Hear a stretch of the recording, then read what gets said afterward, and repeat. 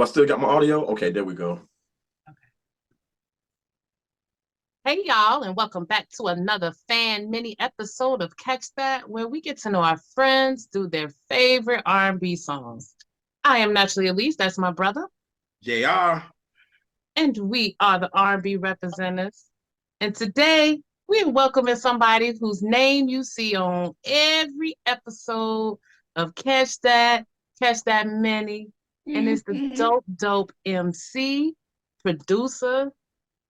I'm gonna throw a little speaker and a little bit of educating a little bit with the things. I gotta hype up. This my motherfucking people. So we are welcoming K Hill. What up, though? Yo, y'all know who it is, nah, I mean, yo, nah, for real. Seriously, man. Seriously, I just want to say that thank you for having me on the show. I'm a huge fan, and to this day, I'm very honored that you guys, let me do the theme music for the show, the opening and the damn closing. Like, come on, somebody. I really truly appreciate that, man. Especially seeing what you guys have, done with the show up to this point, because y'all so large now. Y'all could have been changed that music, man. You know what I'm saying? But y'all kept it real with your boy, and I definitely appreciate that. You know what I'm saying? So I just want to start off by saying thank you. Thank you, and I'm ready to rock and roll. Back to you, Alise, JR. You pulled your move, yo. Right? We already knew what this was gonna be. All right. So, how about you, K Hill? Tell us what song you picked to talk about, and if you remember the first time you heard it. Oh my God. The song that I chose for this episode is Treat Them Like They Want to Be Treated by Father MC. The first time I heard it, I think I had just got out of school.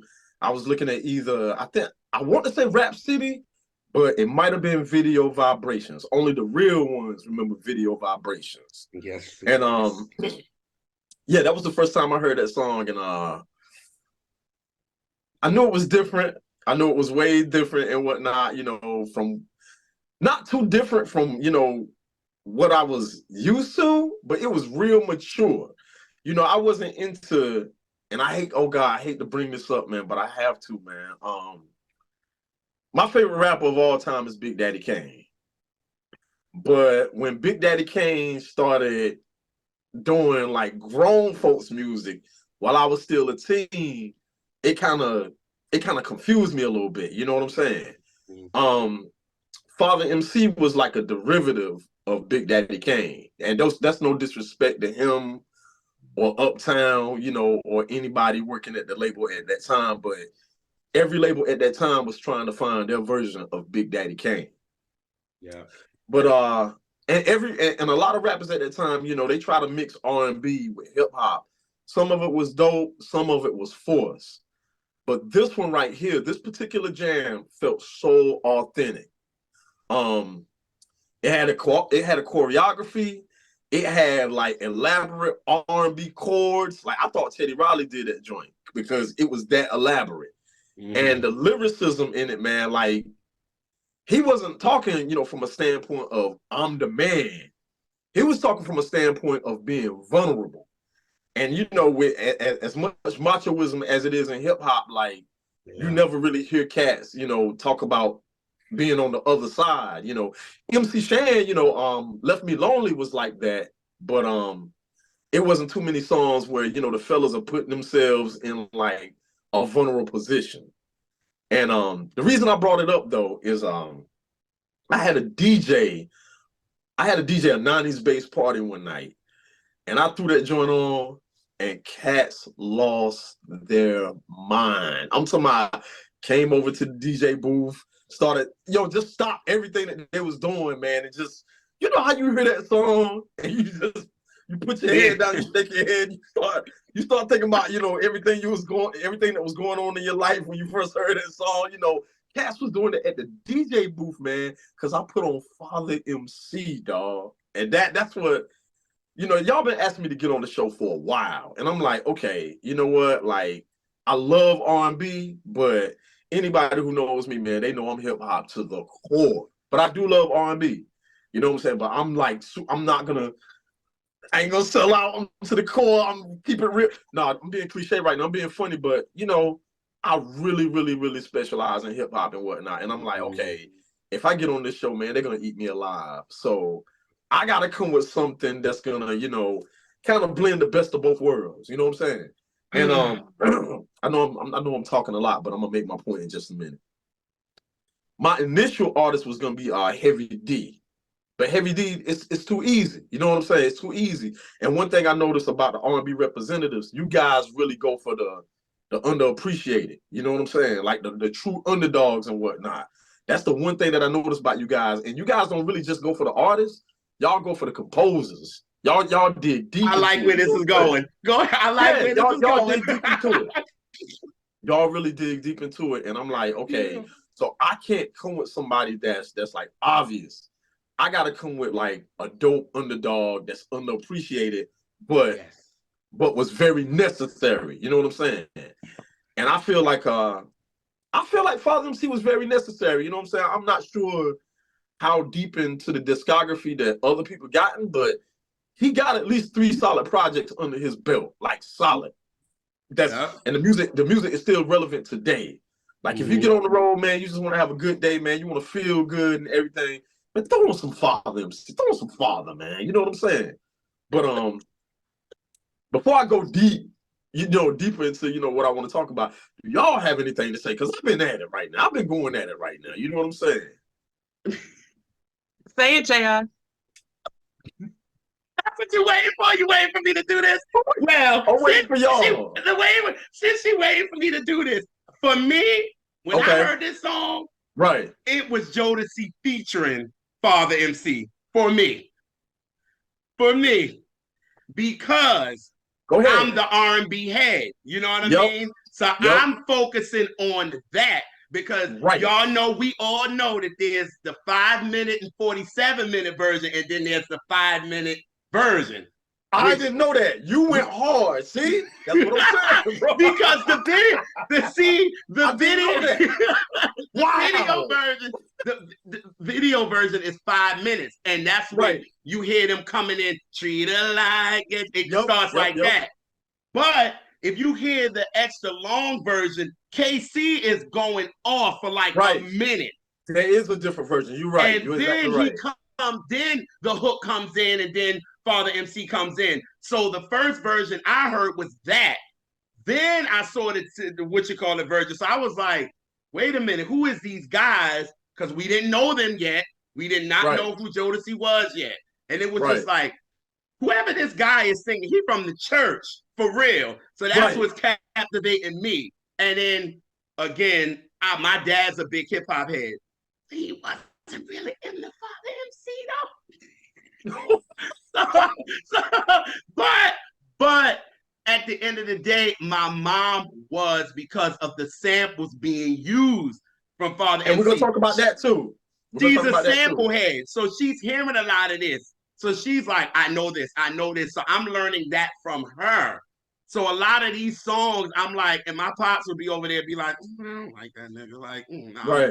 But my mom is like, you're not hearing it. And then she was like, but you love Big Daddy Kane. And like you said, he comes from that tree. So it's like, how you not liking him? But So also, you picked a song on one of JR's favorite labels. So he know everything about that. You can't. You can't. No, I'm not saying you're trying to do this. You can't stomp that dude. You can stomp. You can't Uptown. stomp him. Uptown is my third favorite label. So I can't hardly stomp him, and I be trying to. Like, I be on purpose doing it. Yes. And he'll pick one nugget. He'll at least know a little bit. I be like, and then y'all know, I'm Mary head. I'm a Mary head. So I've been a fan from the beginning of Let's her. Get it. So we all know who produced this record, which was Corey Rooney. Okay. I thought I had you. I thought that's where I was going to get Corey Rooney. I'm a fan. Bro. I'm a fan of Corey Rooney. So when this came out, and we had it. We had the single. My dad might have didn't buy it, but we had it. So by the time Mary comes out and she comes out and we got her project, I saw Corey Rooney on it. So I'm like, that's from Father MC. Got it. And then I looked and was like, oh, this is the same dude that did Real Love, that did Changes I've Been Going Through. He produced Sweet Thing. He did. So then that made everything clearer for me. And then for me, I went back to Father MC and I liked him because I talked about him on Apartment 5B. Father's Day, people sleep on that album to me. Father's Day is a dope album to me. I don't care what nobody say. People sleep on that album for real. What else is it? What's the next one after that? Gosh, man. Because that's what One Night Stand. That's what One Night Stand. And, that's what One Night Stand. Yes, and the one he did with Close to You. That's what it is. Close to You. That's the second one. Close to you. And that's intro on that. Yeah. So and like you said, Father MC was necessary because we wouldn't have gotten Jodeci, we wouldn't have gotten Mary, we wouldn't have got any of them if it wasn't for him. Who was singing on I'll Do For You? Mary. Who was singing on Treat Them Like a Lady? I mean, treat them like they want to be treated. Jodeci. So it opened the lane for them and they became bigger than him. Like, who did the choreography for the video? Y'all can say who he is. Oh no! I forgot. That's a JR trigger word right there. I forgot. I forgot. Oh y'all, you can have it. Y'all can have that. Oh, right ahead. Oh, no, for the moment, as long as we know, for the moment, Sean did it. Right. He did it. You know what I mean? So I mean, to be honest, the video he only will call him Sean. He won't call him any other day. That's fair. But I call him Love. He was the A&R for them. He was the A&R for him too. So it's like, and then in the video, he rocking. I ain't even gonna stunt like how I feel about him, but in the video, him and I don't know who the other dude is, they rocking for real. Yeah. And then when they did it on the Apollo, they did it on the Apollo and Jodeci, because quiet as it's kept, Jodeci in the video was looking like Boys the Men. It was. It was. They look like Carolina dudes. Don't do that. Don't say it like that. I didn't mean it like that. You know, like no, he being nasty. He being mean. You could have just said they look like some country dudes that just came out of church. Okay, that's what I meant. Man. I'm sorry. They didn't have to be from Carolina. Oh. So look. So can we agree?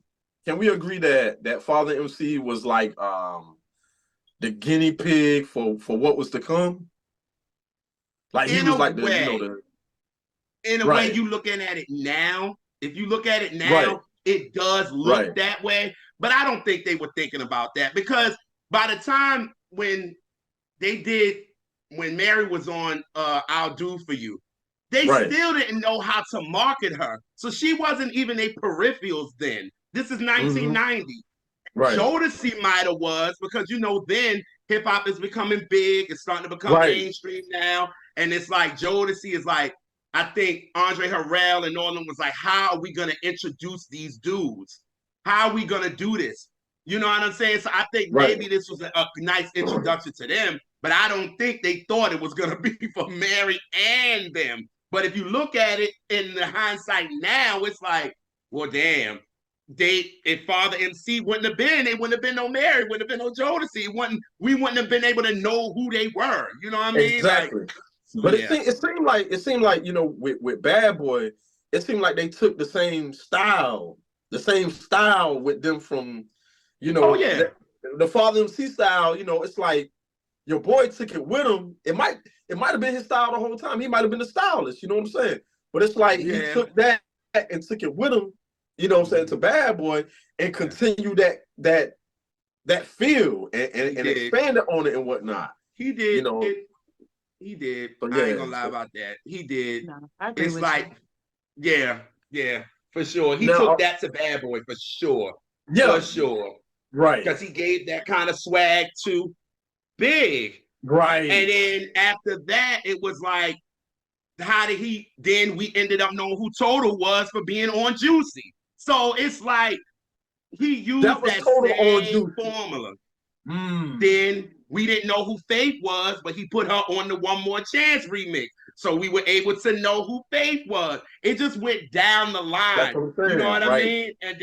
And then, I mean, 112 was doing background vocals for Total. So it was bringing them in. It was just the way he Puff was, I mean, he took the Uptown formula and brought it to Bad Boy. That's what I was, and that's what I wanted to say. Now, I will say this.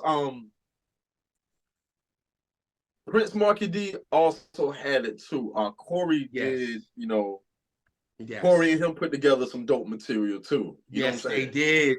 Yes. The only thing I would say about Prince Marky D, I love his jams, right? I love his jams. But the only thing I would say about him, and I say this respectfully and carefully because he came out first.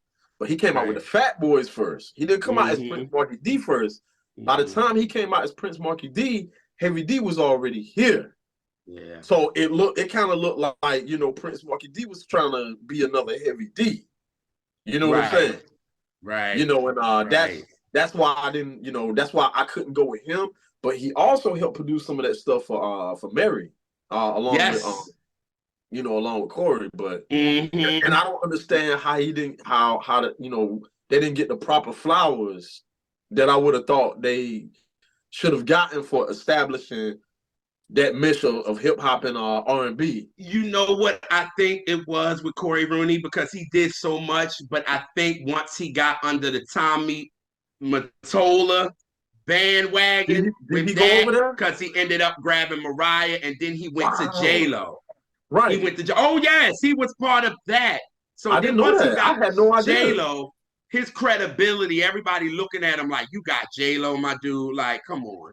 And everybody saw the machine behind her and saw all that. So a lot of people, to me, don't think about Corey Rooney, to be honest with you. They don't give him no love.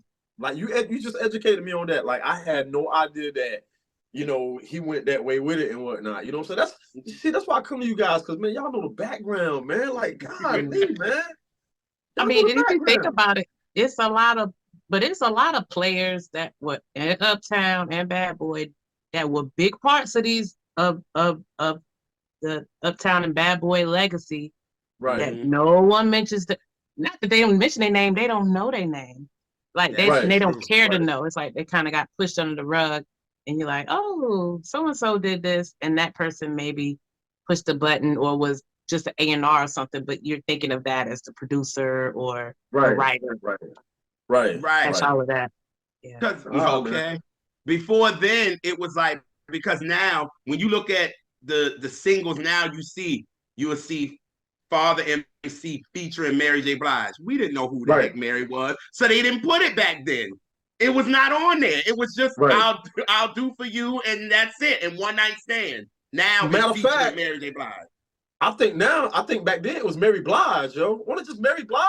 Mary Blige. That's what they call it. That's why Grand Poopa said it he didn't say Mary J. Blige. He said Mary Blige. Like, you know what I mean? So it was like she wasn't noted, but I think that I'm glad that you did pick Father MC, because a lot of people don't realize the kind of the weight was on his shoulders, to be honest, when it comes with Uptown.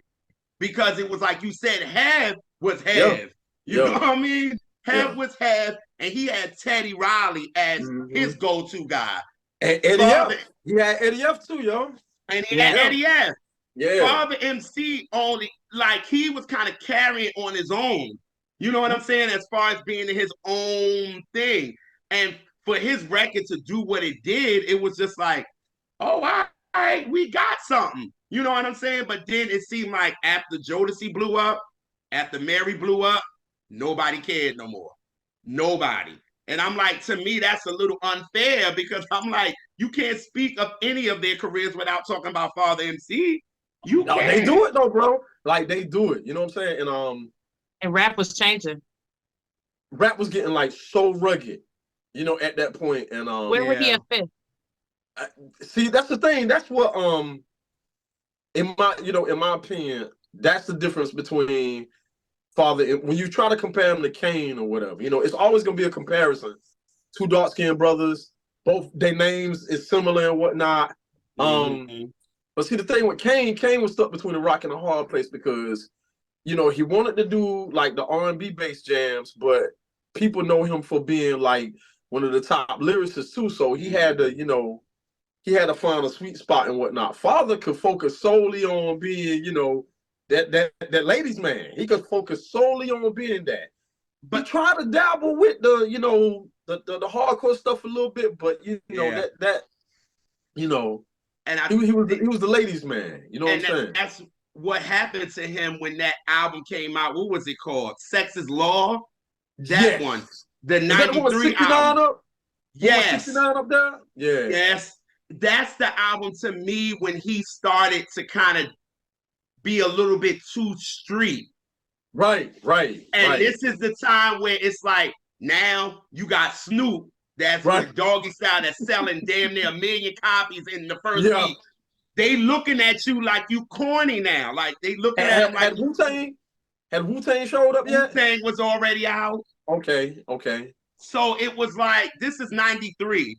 This is 93 he comes out with this. You know what I'm saying? And it's like, you rocking with a lot of people. So he's trying to divvy in that, and everybody is looking at you like, dude, this ain't your image. We don't know you for this.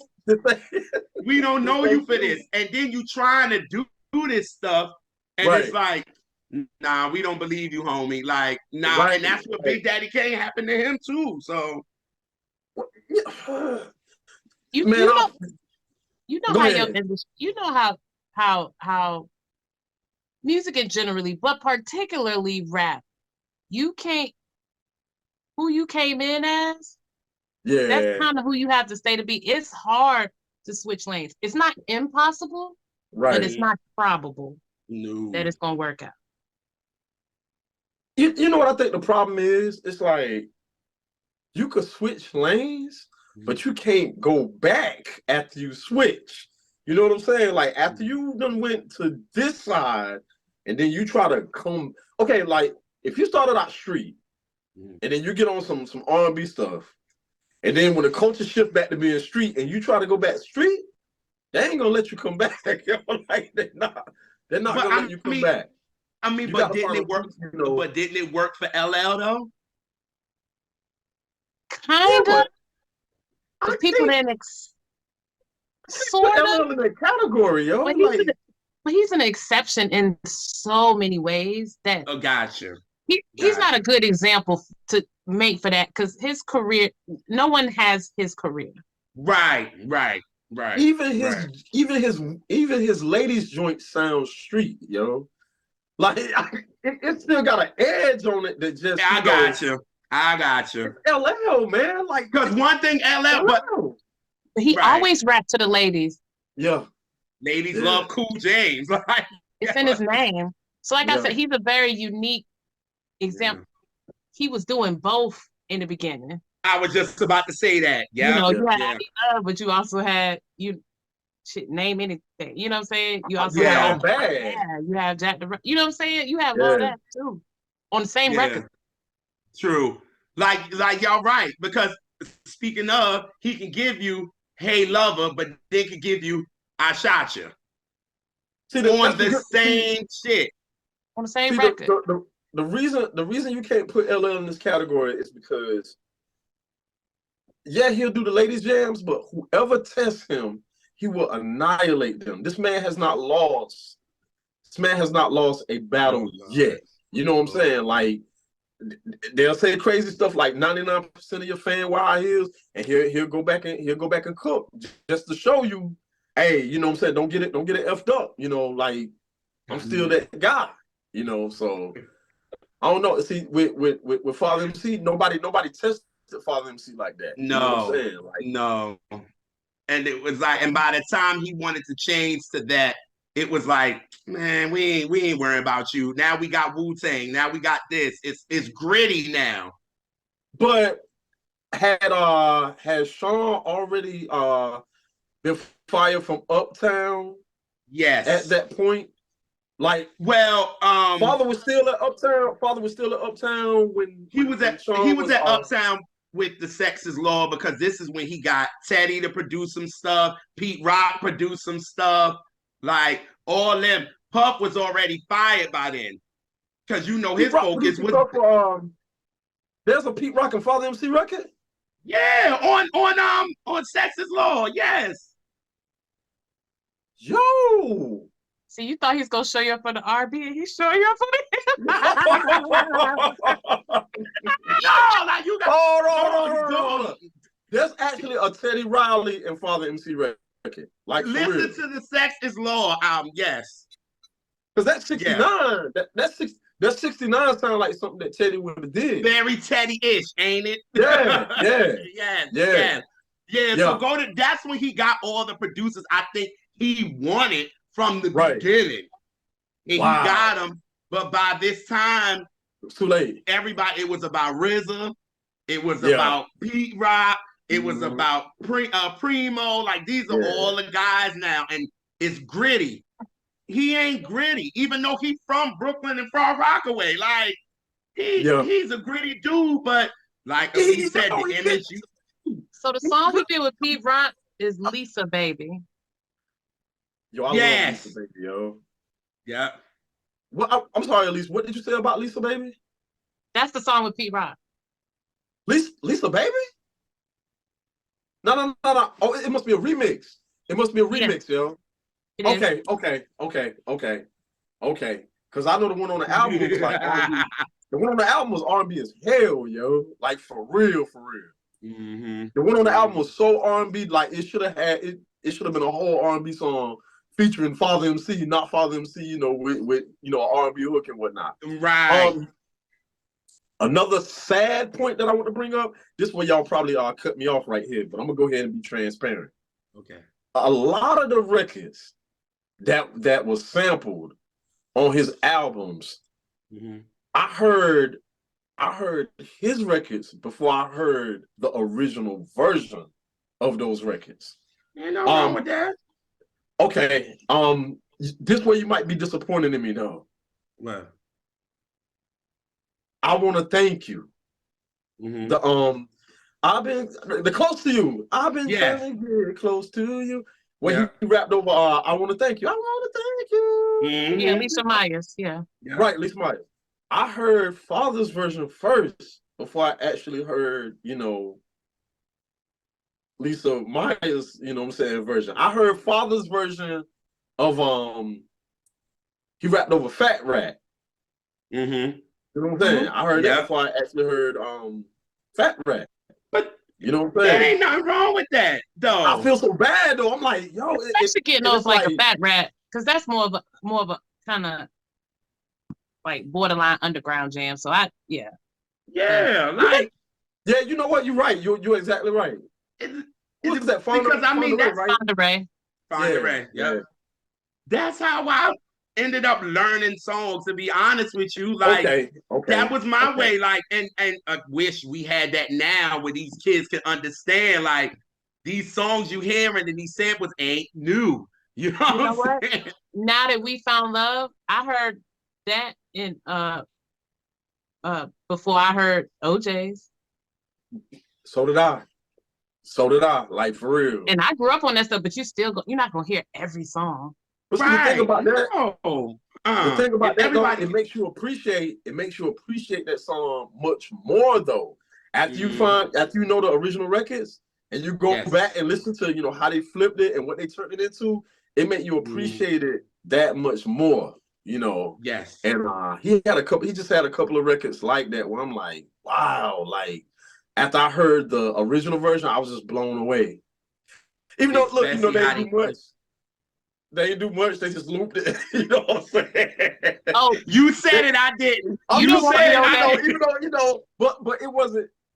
I guess it wasn't the time for that or whatever. The super chop up and manipulate samples and whatnot. So I just appreciate it for the good jam that that they are and whatnot. So right. Yeah, man.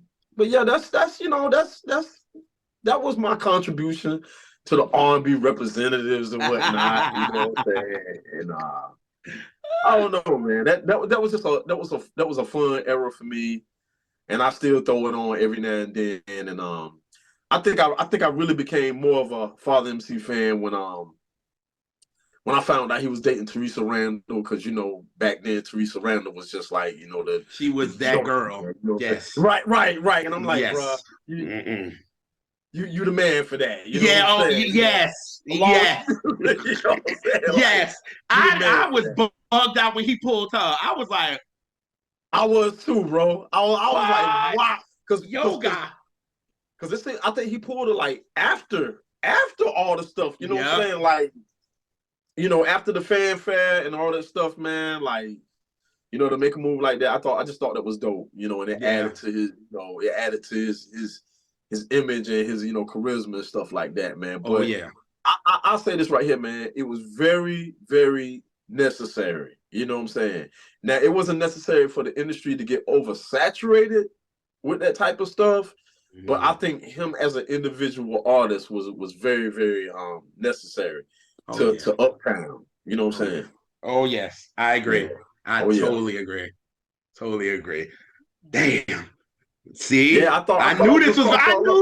Once the way she started talking, I said, I know where he's going. This is gonna be this. Yeah, I guess this one was a little bit too easy. I should have came with something like the Real Roxanne or something like that, man, and went down to Howie T. Oh, listen. Oh no, we'd have ate your ass up on that. Oh yeah. You wouldn't have wanted to do that. Howie T. Howie T. Y'all would have ate me up on Howie T, man. Actually, got me on that particular. We'd have ate you. Yeah. Oh yeah. Oh, listen. The platter would have been served. I'm sorry. All right, so can y'all give me a roadmap from Full Force to the Track Masters?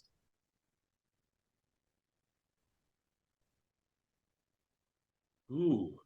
Right, yo. Exactly.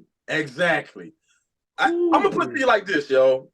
But see, with no Full Force, you could go a lot of directions, because they have worked with so many people and people you wouldn't even think of.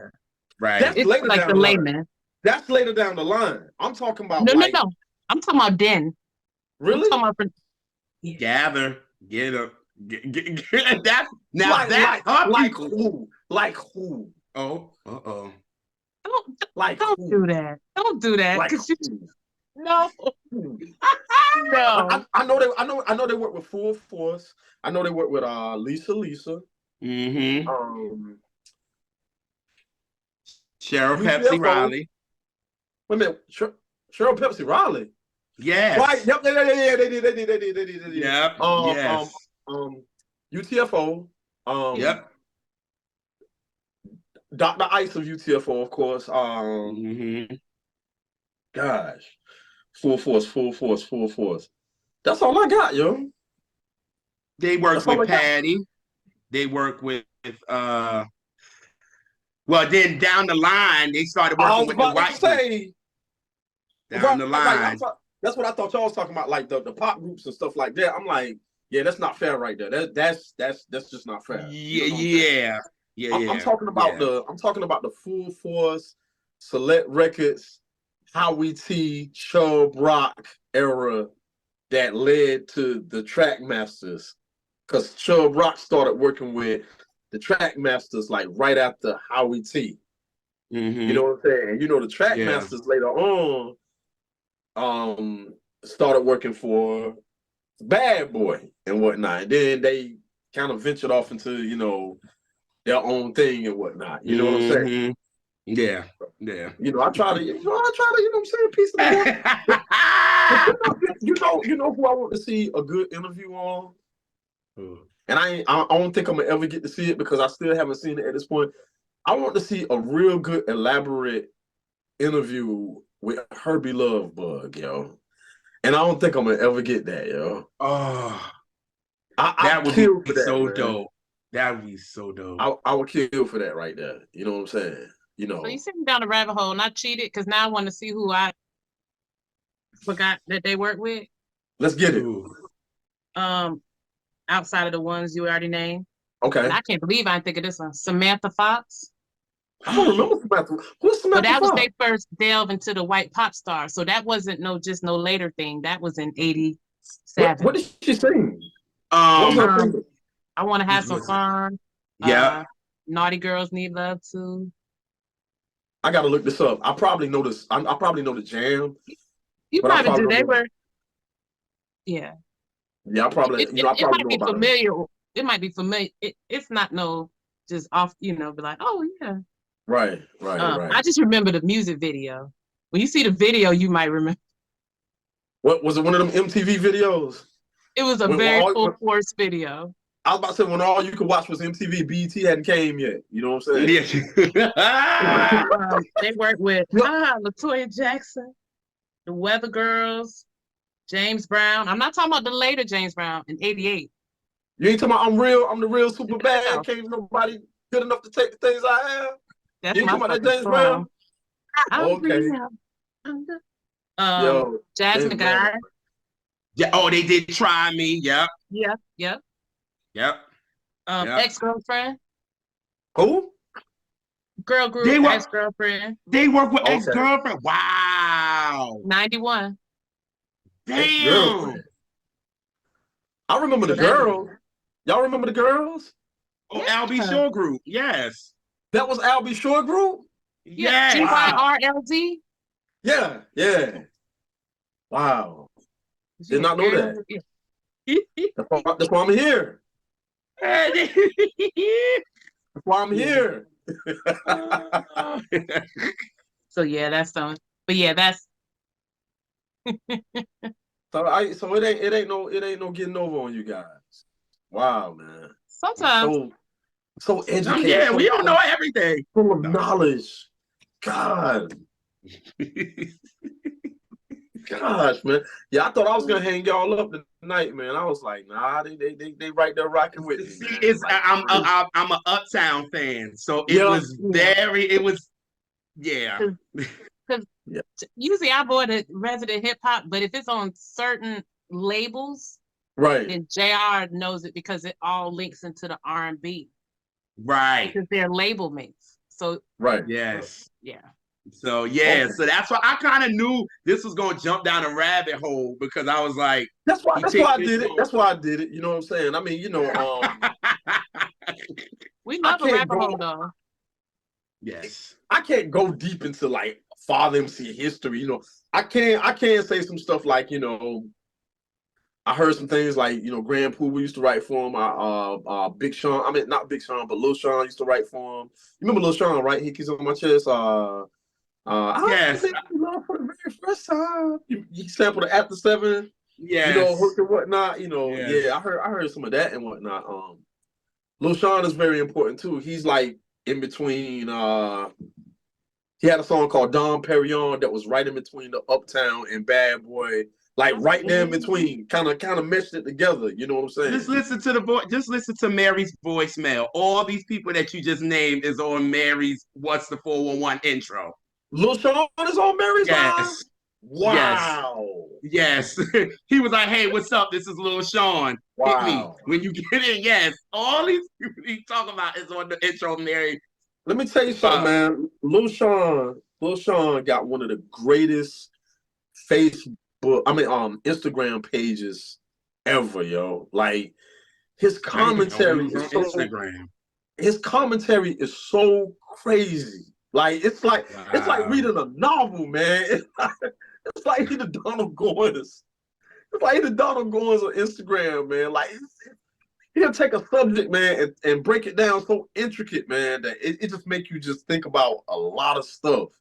Because you're looking at it one way and he's looking at it a whole nother way, and he's breaking it down and explaining it in a whole nother way.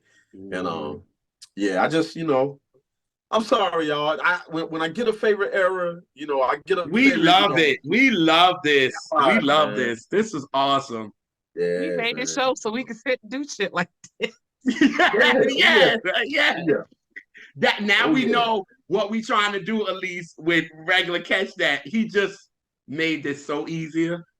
Wait a minute. Did I kind of shift to No, me and Alise was talking about something, and we was like, we don't know how we gonna do it, but this episode definitely proved to me that it can happen. Like, I want to know. we'll tell you all. We'll tell you when we get off. We go. Okay, cool. Yeah. That's what's So up. how That's what's about up. Mr. Cahill? How What's about up? you? Let folks know how they can find you if you'd like to be found, and if you want to talk about any projects you got popping, because you always got something popping. So Man, don't be, oh my God, don't I'm be so out of whack modest. right now. I'm on Instagram and I'm on Twitter. My name on Instagram is Achilles_Hill. You know, playing off my name, K Hill, Achilles Hill. On Twitter, I am scored by AH. That's scored by Achilles Hill. But it's just scored by AH. As far as what I'm working on right now, golly, man. I'm definitely working on some music, some solo material. I'm working with my partner, Precise Politics. We have a group called Stallone and Weathers.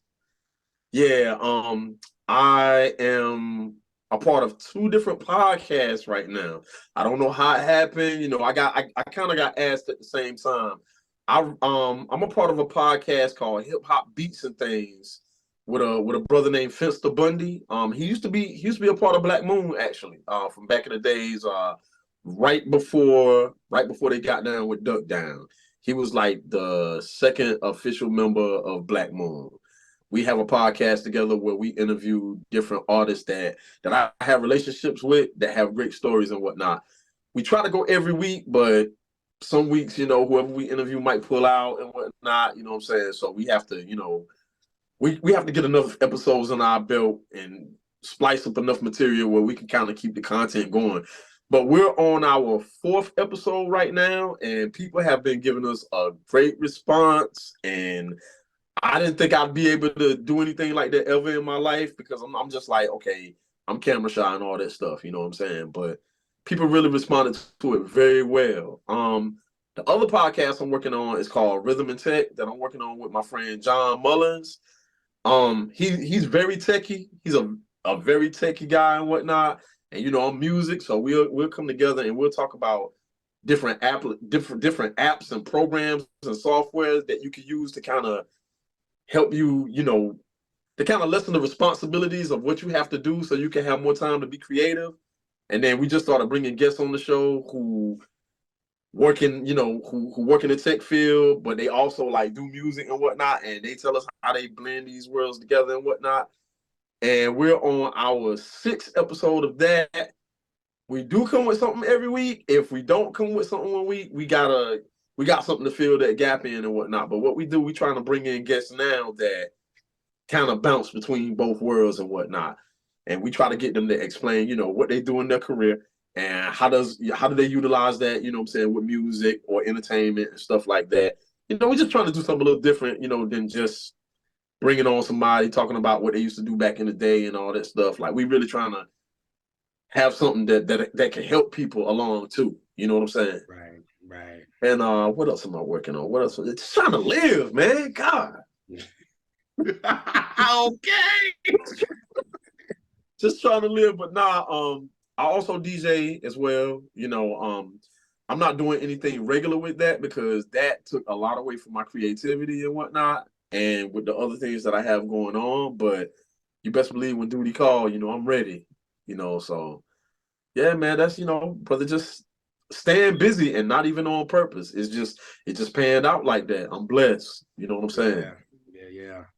And then I got good friends. I got dope friends like y'all, you know, who call on me to be a part of the podcast. Oh, yes. So they can break me down and, you know what I'm saying, build me back up again and whatnot. And, you know, it's just a real fun. It's a real fun time in life right now. I cannot complain, for real. And I really appreciate you guys having a brother on. Yeah. You know? And we appreciate you. And let me give you a little bit of flowers. Dope brother. We've been friends well over a decade. Super dope, good guy, creative, crazy rapper, amazing DJ. And we appreciate you DJ for us for our first live show at Duke University. Yes, and he That was a did. dope show. That was a great show too. Great yeah, show. and people really, really loved it. Love what you did. And we also just appreciate you for being here. We appreciate you for making our theme songs. Yes. So no, your one track is on one show and the other is on another. So you on two of our shows. You will always be a part of us. You were down with us from the beginning. Your name is the first name people see when they watch any of our shows. Yes. Music by K Hill. Yes. Y'all didn't have to do that. Look, you know what? Y'all didn't have to do that. But man, listen, I truly appreciate that, because especially at this point, you guys know some heavy weights. You know what I'm saying? And to still keep, little old me up in there rocking like that means the world, yo. And I definitely appreciate that from both of y'all. You know what I'm saying? Thank you very much. And we appreciate it. You know I had to do it. I knew you was gonna do it. I had to do it, yo. But yeah, we appreciate all of our viewers that kick it with us every week, and sometimes a couple times a week. We love y'all. It's a fam, as you can see, family vibe. Bring us some more cousins. Let's build this thing. Let's represent R&B, as JR says, the right way. And yes, sir. We will catch y'all on the next Catch That. Peace.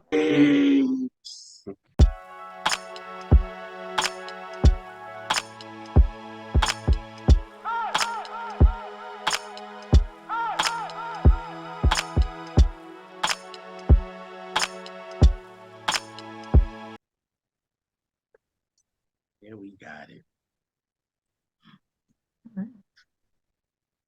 Hey, y'all, and welcome back to another fan mini episode of Catch That, where we get to know our friends through their favorite R&B songs. I am naturally Alise, and that's my bro, JR. And we are the R&B representatives. And today, we are so happy to have someone who has been on the show before. And like every couple of weeks, I'll be like, JR, when Shameika come back? When she come back? Yep, she did. Yep. So we, I'm like, did you ask her? Did you ask her?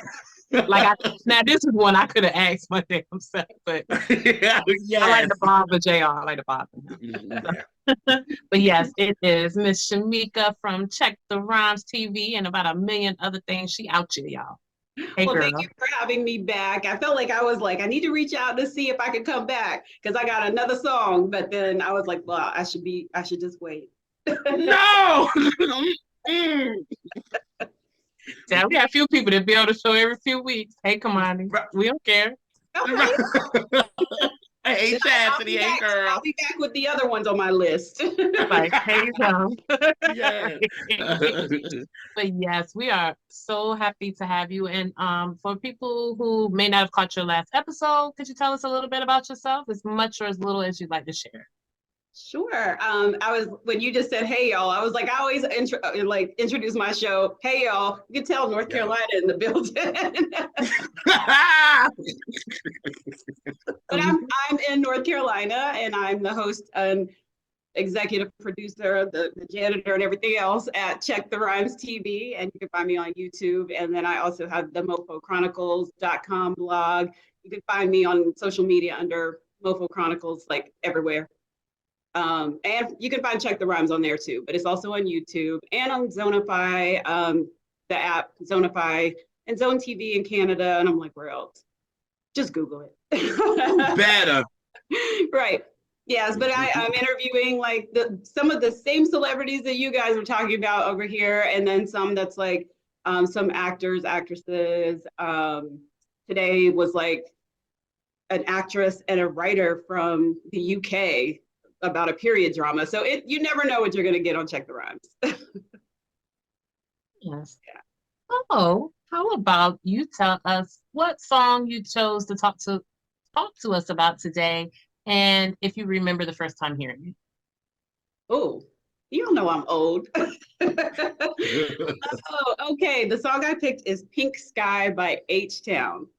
And if anybody has been following me on social media from the beginning of time, I love me some H-Town. If you go to my blog, the Mofo Chronicles, there's about 11 blogs about H-Town. Oh, yes. Oh, yeah. So the first time I heard H-Town was, or like just as a group, was in high school. When I was in high school, I'm telling my age, when they first came out. So, so when this song came out, this song was on, I think it came out in 2004, just going off the top of my head. But it's on the Imitations of Life album. And I wore that thing out because DIno had just died the year before. Yeah. So it's like anything I could get my hands on to hear that voice again. So I think about whenever that album came out, like I don't even the month yet or anything like that, but as soon as I heard that on the album, I'm like, this is my jam. Yes. And what really like pulls you into that song? Like what about it? His voice. And then it just, for me, when I heard it, and I was in a relationship at the time, like a long one, so I was like, this is our wedding song. But since then, dude has been replaced, and it's still gonna be my wedding song. So that song just evokes those emotions of just the beauty of love. Judging by my blog, Mofo Chronicles, you would think I don't care about love, but I do. So this song just kind of brings those emotions up. Yeah, the way that DIno always sings down, but just that's one of those songs. You hear a song, you be like, yeah, I really believe that they believe what they're saying. Yes. Even if it's a whole lie, somebody else wrote it, I believe every syllable. Absolutely.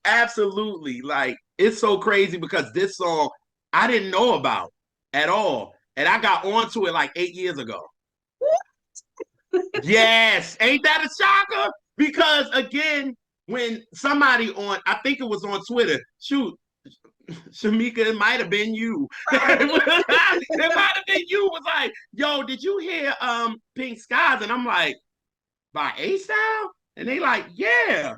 And I'm like, well, no, because I'm like, I only know they stuff up to 97. You know what I'm saying? Which is the ladies edition. That's what I kind of stopped. You know what I'm saying? So I was like, all right, well, let me go. They said, just get ready. This is a walking down the aisle type of record. Yeah. And I said, all right, cool. And when I went down, I was like, oh my God. Like, it was like, oh, like Alise said, like, you believe him. I didn't even care if he wrote it, but that's what I like too. His talent was on full display because it's just the piano and his raw vocals. That's it. It's nothing more. So then obviously the research in me started, and I was like, oh, this is on the Imitation of Life album. So I was like, well, let me check it out. So when I started looking at that and I saw, wow, this is the album right after he died.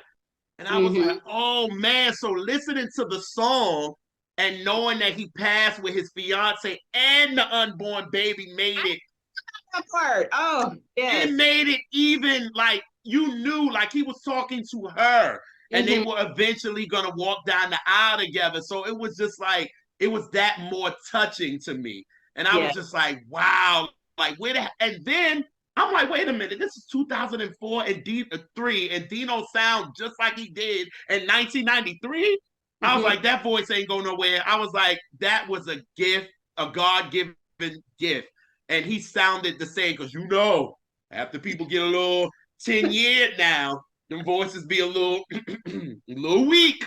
Right. And with him, he sounded amazing on it. And I was just like, no, let me check out this album. I love it. I love Imitation of Life, like for real. So this song, and when I heard it as well, it reminded me of Teddy P, because I always put Teddy P and DIno's voices because they're so aggressive, but yet soothing a little to me. You know what I mean? And this record was really that. And I was just like, it kind of reminded me of Teddy P's You're My Latest, My Greatest Inspiration. And that is kind of like a wedding joint where, you know what I'm saying? He talking about, girl, you my everything. And clearly that's what DIno was saying in this record. You know what I mean? So, but the difference between a DIno voice and a Teddy P is DIno is a clear, his voice has more clarity. The tone is smoother. It's the same, like when we talk about the difference between Shaka Khan and Vesta, to where they have the same power. They could imitate each other if they wanted to, but Vesta has a clarity to her voice, a more control than a Shaka. That's the difference between their voices. Yeah. Gotcha. Yeah. Well, have you guys ever heard? It was this tells you I've been on YouTube way too much, because sometimes when I can't sleep or I'm dealing with something, I go to H-Town and just listen to their music or watch videos on YouTube. And I came across, remember when Robert Townsend had his show? And so there's that little battle where, you know, it was Portrait versus H-Town, and Yes! Dino started singing that Teddy P song. I was like, I need the rest of it. Yes! Oh God, I was gonna bring that up, but yes. Yes, I saw that fly down the timeline a couple of years ago. Somebody had posted a link to that. Yeah. Because they was like, that was the original verses. Like, that's what they said. Like, that's the original verses. But they was actually blowing. Like, it was like, but Dino got up there and said, baby, I'm about to take y'all all out. And mind you, I know Portrait and them was looking like, oh no, what, we got to go after this? Right. I will say H-Town was winning that until Shazam and G.I. jumped in it trying to throw in their little ad libs. And I was like, stop, just stop. Let Dino got this. Stop. I'm sorry, y'all. Yeah, Shazam, Dino. Okay. But back to the talk about the wedding songs. When I looked it up on YouTube, a lot of people were either saying they wanted that to be, or that was their song for the wedding. Like, I very seldom look in comments, but it's some things that's safe to look in the comments. Yeah.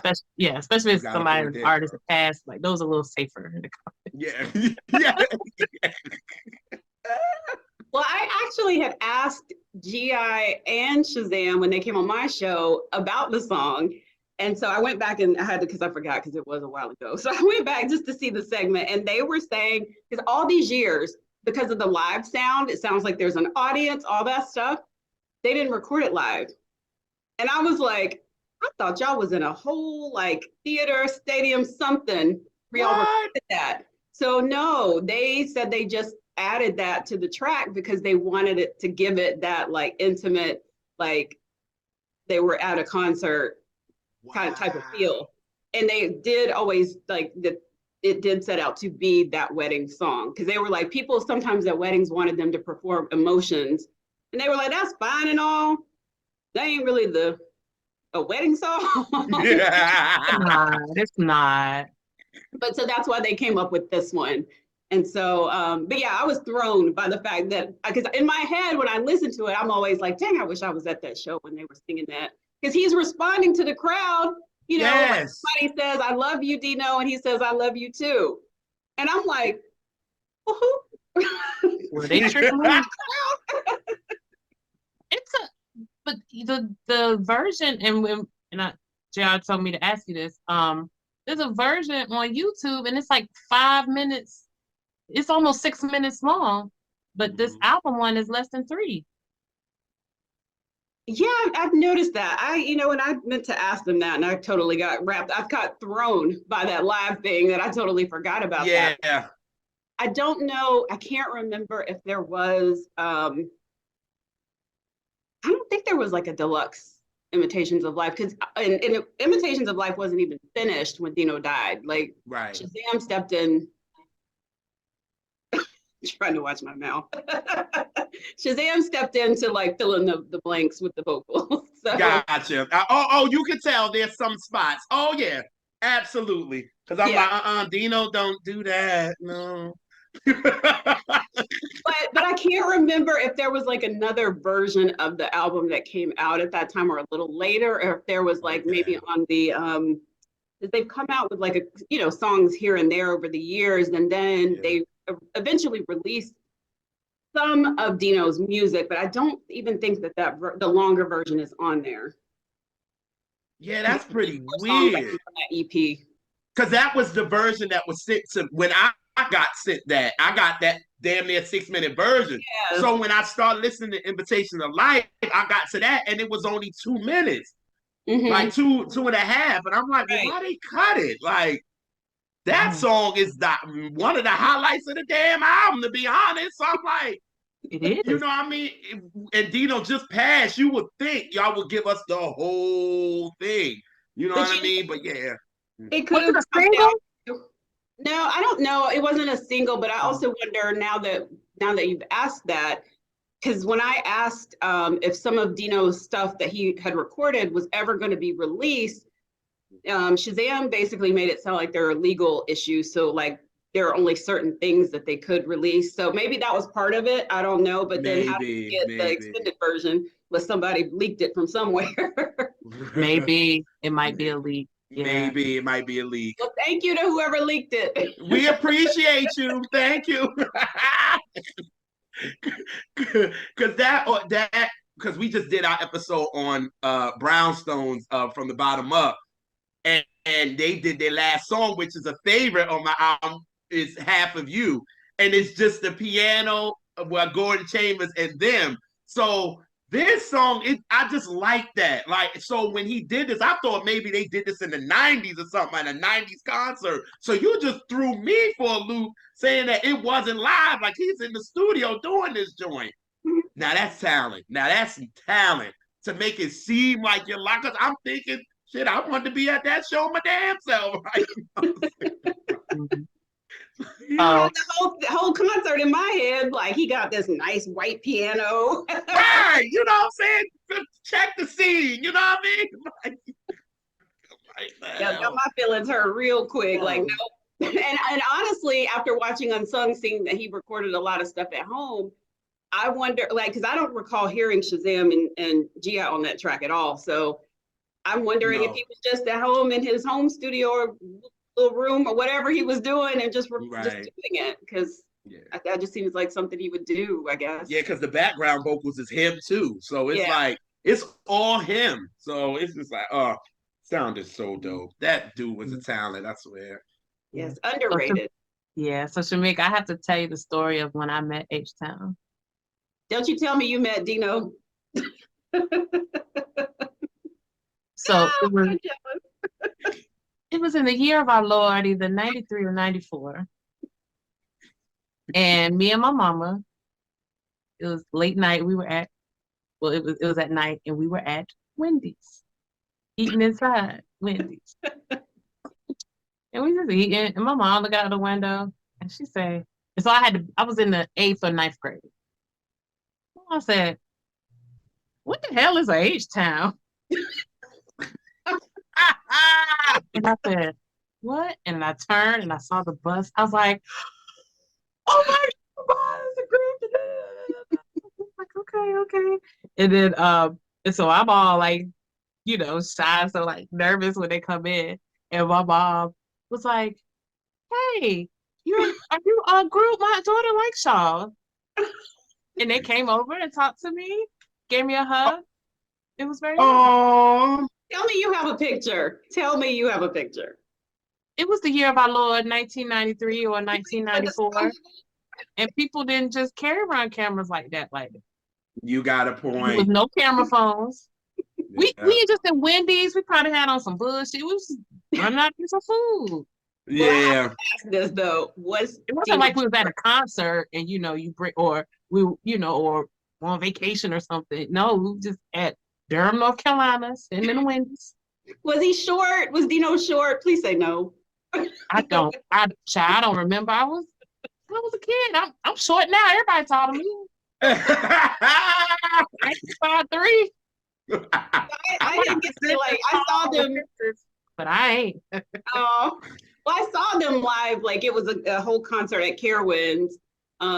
It was them and some other groups. So I still have those, with the disposable camera because I was far away. So they were wearing the white outfits with it was like the suspenders with the white and no shirt underneath and all that. So I just lost my little teenage mind, but you can't see nothing but the outfits in the picture.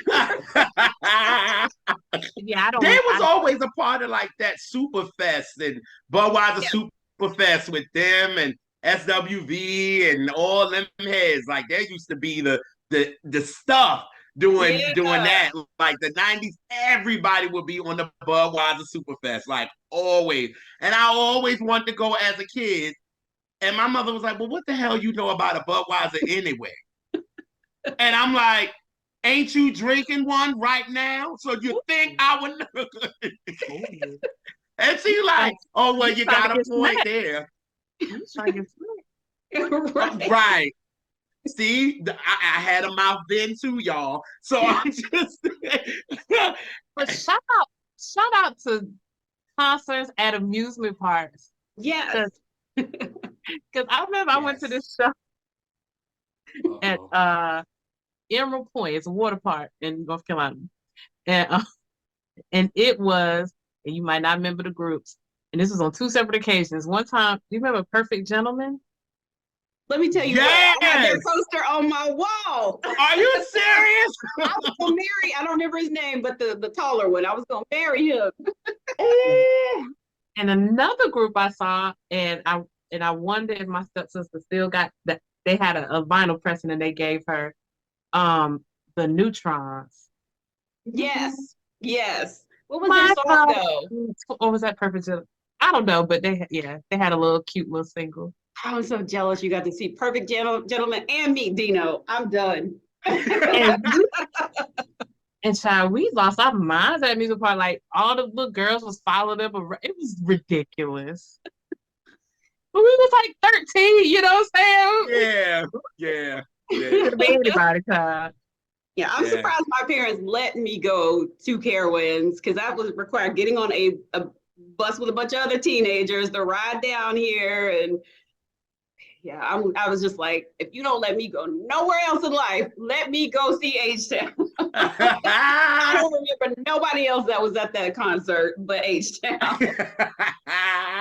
You know what's so crazy when it comes to them? I don't hear like a lot of people talk about them. Except me.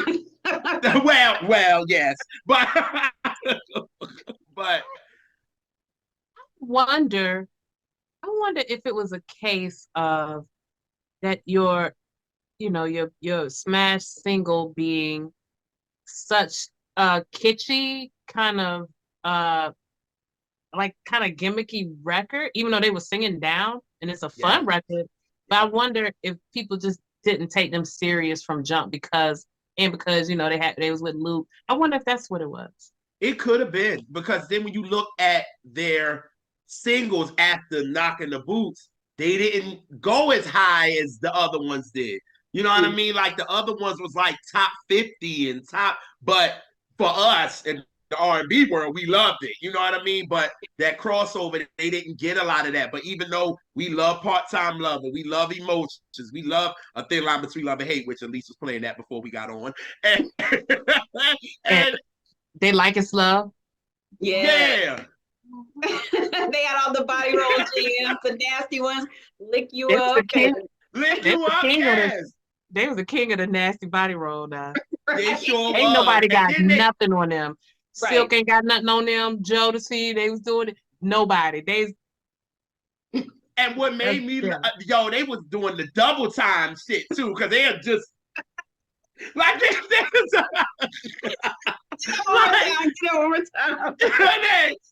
start and you'll start off slow and then you went like it'd be like, oh shit. Like because I was watching their videos like a couple of months ago because I was on my H-Town kick because I love keeping composure too. I love that record. I love that. And I was just going there and I'm looking at their videos and I'm like, yo, they getting it, yo. Like, because DIno was just like smooth with it because he I got the throat, I got the vocals. Right. Y'all do that. You know what I mean? Y'all got that. I got this. I got this. Y'all be around me and do what you do. You know what I mean? And when they did it on Apollo, Knocking the Boots. Yes. Baby.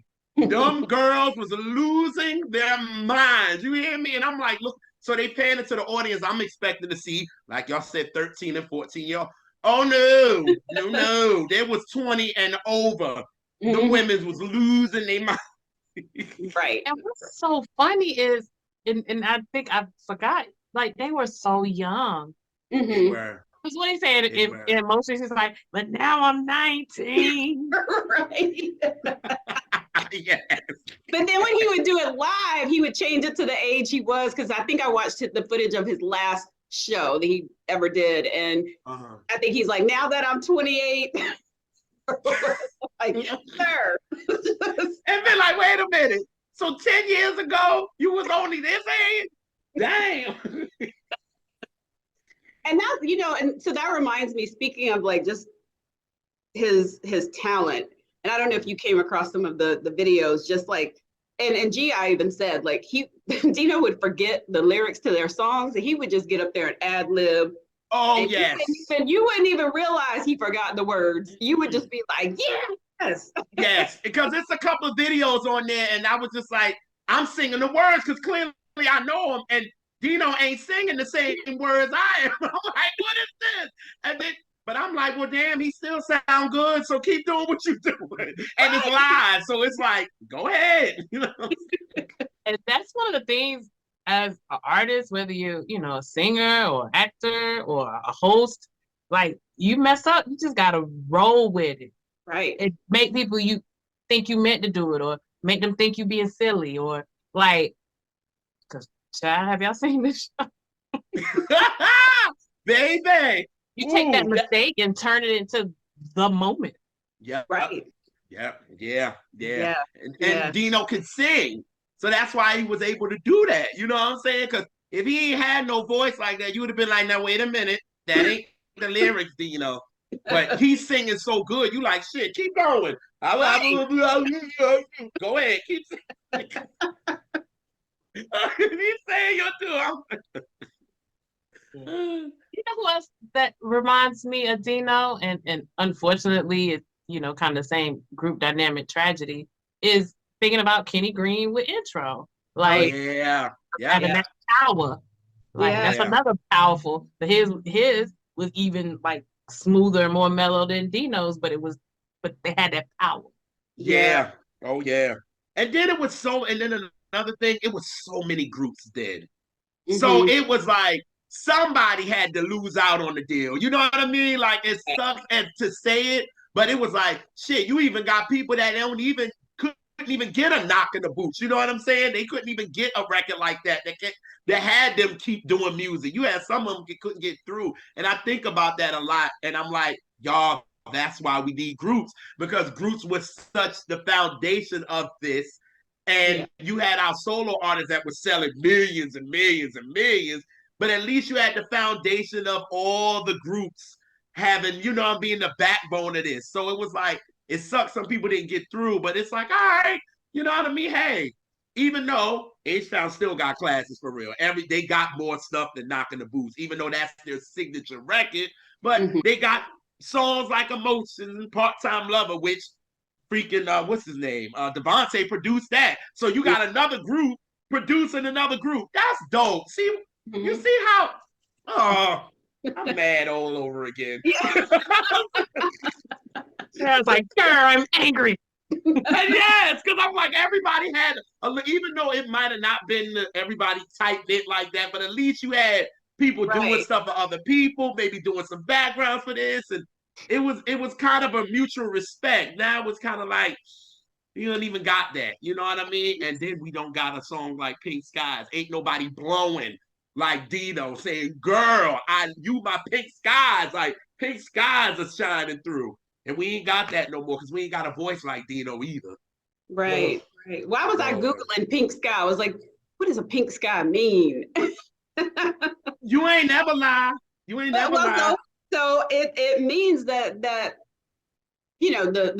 technical term would be that good weather is happening like either that day or the next day. Right. So then I started to listen back to the song, like, if it is a wedding song, then that's like sprinkling some good luck on your wedding. I was like, okay. See the creative minds of them. That's dope. You see what I'm saying? Like, wow. He said, when the rain washed away my crown, all I gotta do is look up high and there's my pink sky. Woo, I get chills. Right. Like, you just be like, damn. And again, to know what happened after. So he Right. was singing that to his fiance, and that's just so dope. Like, girl, this is gonna be our wedding song.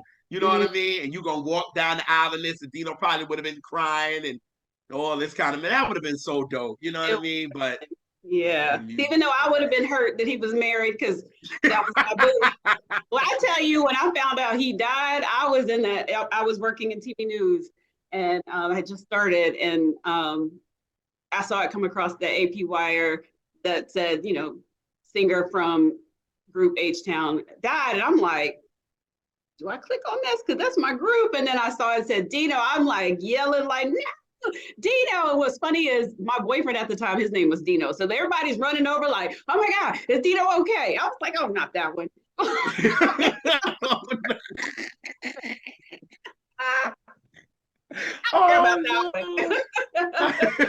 That is funny. I love it, man. I was hurt. Oh, man. Jeez. Yeah. Well, thank you for hanging out with us once again. It was so fun as always. As always, I was looking forward to this one. Oh yeah. But yeah, well, you already told folks how they can find you, so we'll put all your information in the show description, as always, so people can check you out and see how wonderful and how out here you is in these streets. Yes, God. We see you. You ain't low, girl. You ain't low. I'm right here. No, we see you, and we're very proud. And it's like, oh, look at family doing it. Oh, So thank you. And for everybody watching, we really thank y'all for tuning in every week. We really love when people come to the live chat during our premieres. It's always a ball.